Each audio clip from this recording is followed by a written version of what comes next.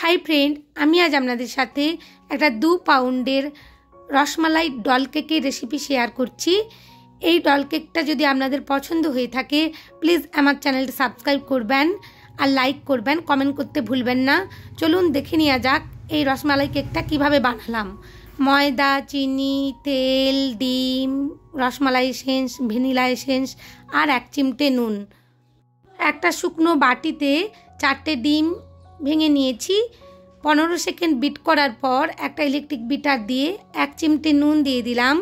তারপর ধাপে ধাপে 4 বারে চিনিটা দিয়ে দেব।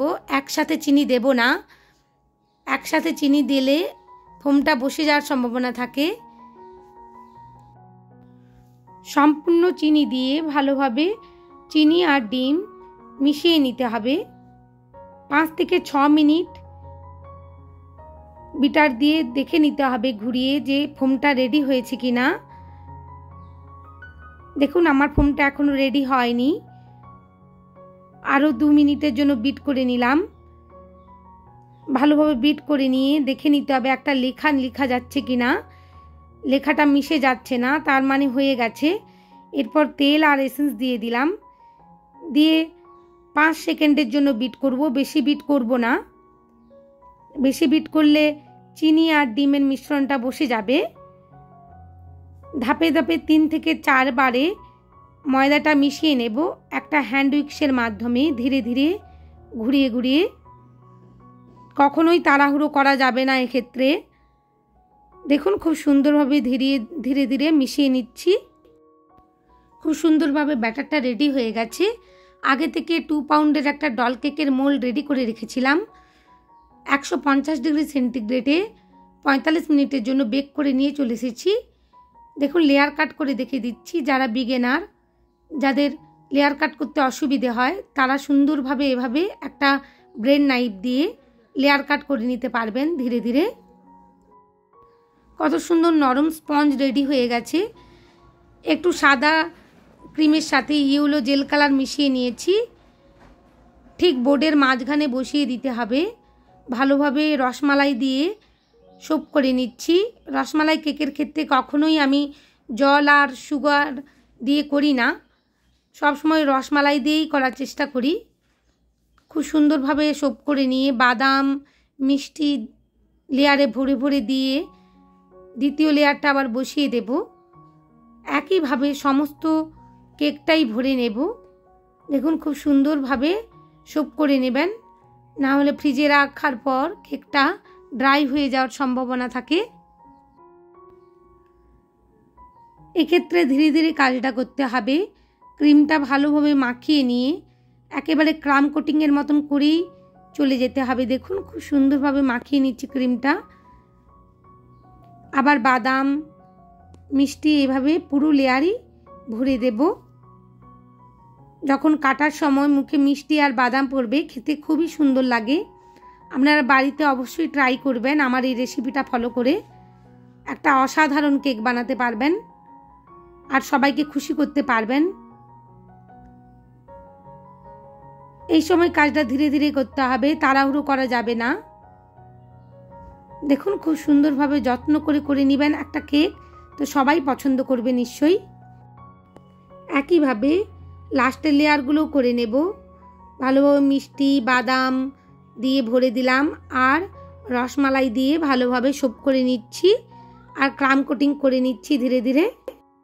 শেষের লেয়ারটাও ভালোভাবে একই রকম বাদাম দিয়ে মিষ্টি দিয়ে ভরে দেব।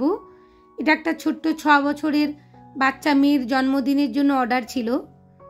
ওদের কেকটা খুব পছন্দ হয়েছে, রিভিউ এসেছিল। দেখুন কত সুন্দরভাবে মিষ্টি দিয়ে ভরে দিলাম আর রসমালাই দিয়ে সোপ করে নিচ্ছি।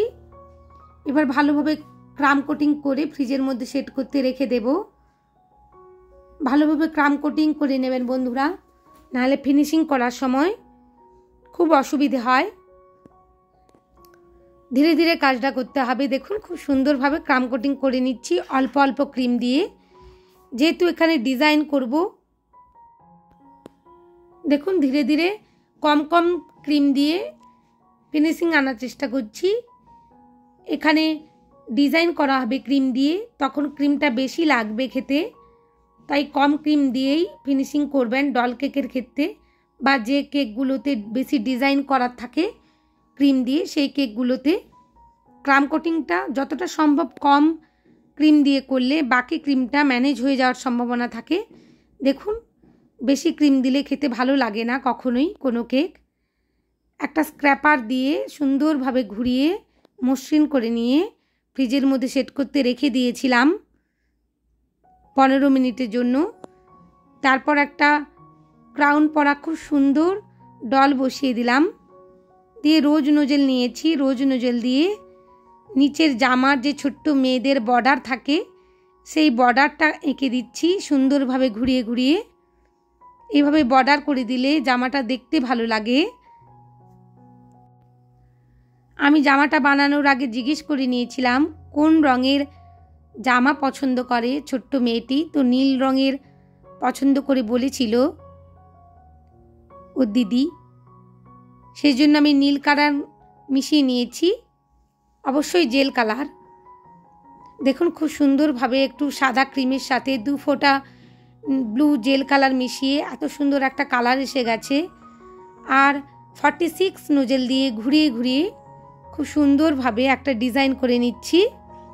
এক্ষেত্রে খুব ধৈর্য ধরে কাজটা করতে হবে, না হলে এলোমেলো হয়ে যাওয়ার সম্ভাবনা থাকে আর বারবার ক্রিমটা মেল্ট হয়ে যাওয়ার সম্ভাবনা থাকে। তাই কম কম করে ক্রিম নিয়ে কাজ করতে হবে।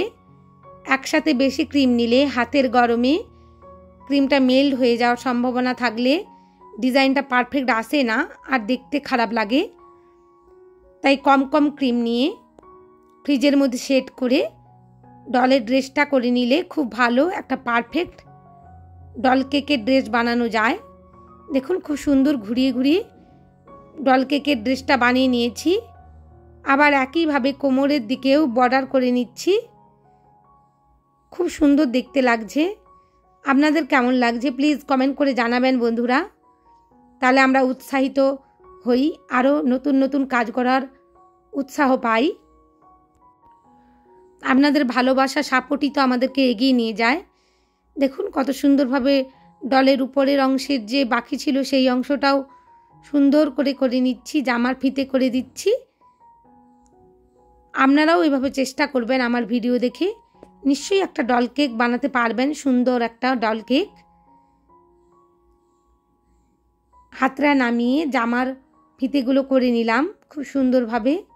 বর্ডারটা মনে হচ্ছিল দেখা যাচ্ছে না, তাই আবার ধীরে ধীরে বর্ডারগুলো করে নিচ্ছি নিচের উপরের সমস্ত দিকের। এবার ডল কেকে যেখানে যেখানে একটু ফাঁকা মনে হচ্ছে ক্রিমে, সেগুলোতে আমার কাছে হোয়াইট কালারের সুগার বল ছিল বড়, তো জামায় যেমন ছোটো ছেলে মেয়েদের পুঁতি থাকে তো সেগুলোই দিয়ে দিচ্ছি। ডেকোরেশনটা কেমন লাগছে প্লিজ বলবেন, পছন্দ হলে লাইক করবেন একটা। দেখুন খুব সুন্দরভাবে চারিদিকে জামায় দিয়ে দিলাম। এবার কানের মধ্যে দুল বসিয়ে দিচ্ছি ছোট্ট ছোট্ট করে। এবার হাতের মধ্যে চুড়ি করে দিচ্ছি একই কালারের ক্রিম দিয়ে, যাতে ডলটা আরও দেখতে সুন্দর লাগে। গলার মধ্যে মালা করে দেব, হার, গলার হার করে দিচ্ছি দেখুন। আর ছোট ছোট সুগার বল ছিল গোল্ডেন কালারের, সেগুলো কানের মধ্যে বসিয়ে দিয়েছি আর গলার হারের মধ্যে বসিয়ে দিয়েছি। ডলটা দেখতে আরও সুন্দর লাগছিল। দেখুন একটা পারফেক্ট ডল কেক রেডি হয়ে গেছে। আমার কাছে যে সোনালি কালারের গোল্ডেন বলগুলো ছিল সেগুলোও দিয়ে দিচ্ছি সুন্দরভাবে। দেখুন খুব সুন্দর লাগছে দেখতে।